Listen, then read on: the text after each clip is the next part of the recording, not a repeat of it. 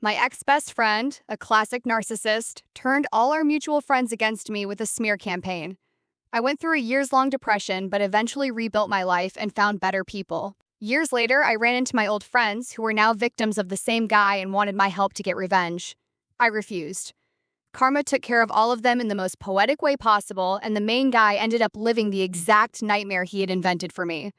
Don't be a flying monkey. The ultimate story of how karma came for my narcissistic ex-friend and his flying monkeys.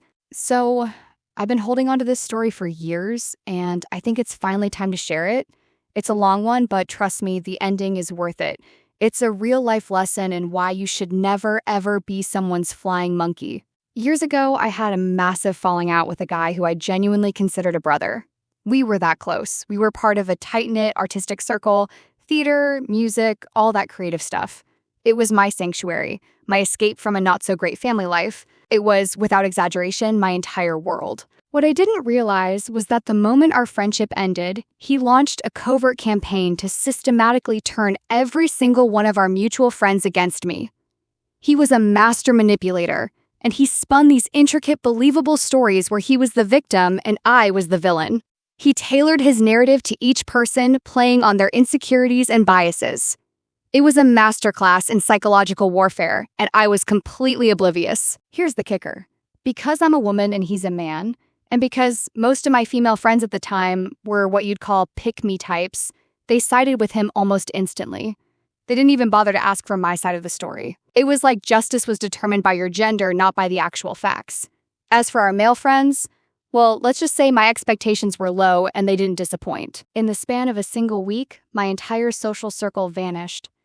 The people I considered my found family were suddenly spitting venom at me.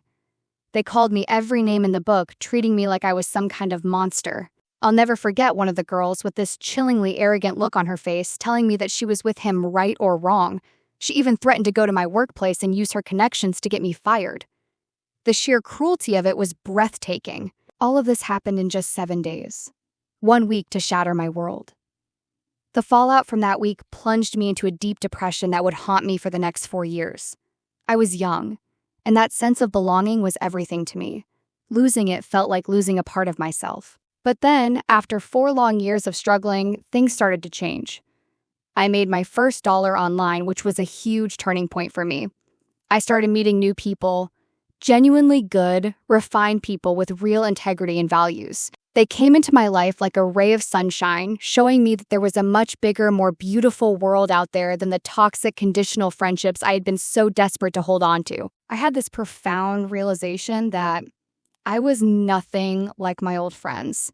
We didn't share the same mindset, the same energy, or the same values. I had lowered myself to their level, sometimes out of pity, sometimes out of a desperate need to feel popular and accepted. But I was finally starting to see my own worth. And then, in a twist of fate that you only see in movies, I returned to the same place years later. And who do I run into? The same group of people who had cast me out. But this time, the tables had turned. They were the ones crying, complaining to me about the very same man who had destroyed me. He had run the same playbook on them, and now they were the ones left in the dust. They actually had the audacity to ask me to join them in a campaign to give him a taste of his own medicine. I just smiled calmly and told them that my chapter with him had closed a long time ago. I had no interest in fighting a battle that was no longer mine. What he did to them was their problem, not mine. I had learned my lesson, and I was done.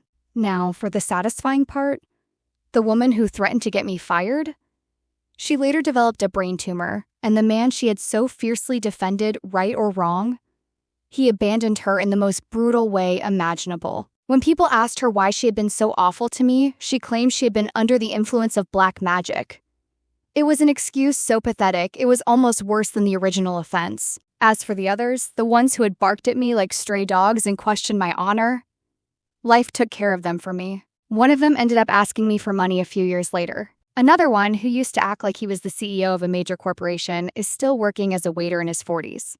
There's no shame in honest work, but the irony is delicious. Another one is now borrowing money from his coworkers to make ends meet because his wife is pregnant and his salary isn't enough. And then there's him, the man who orchestrated my downfall, the one who painted me as impure so he could look like a saint.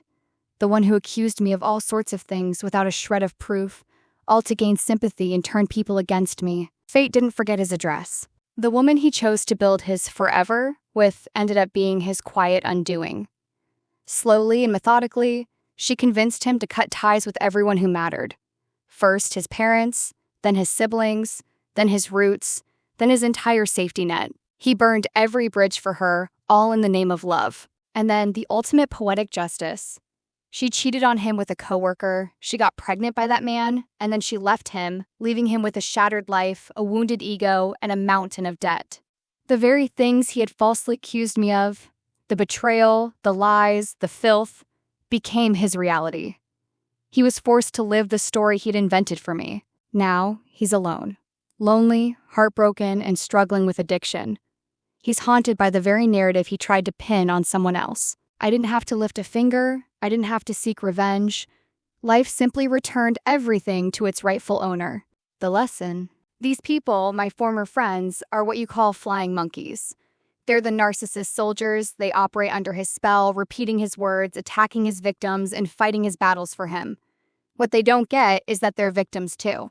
He uses them, drains their energy, and then discards them when they're no longer useful. So, let this be a lesson to you. Never be a flying monkey. Don't pick up a sword for a battle that isn't yours.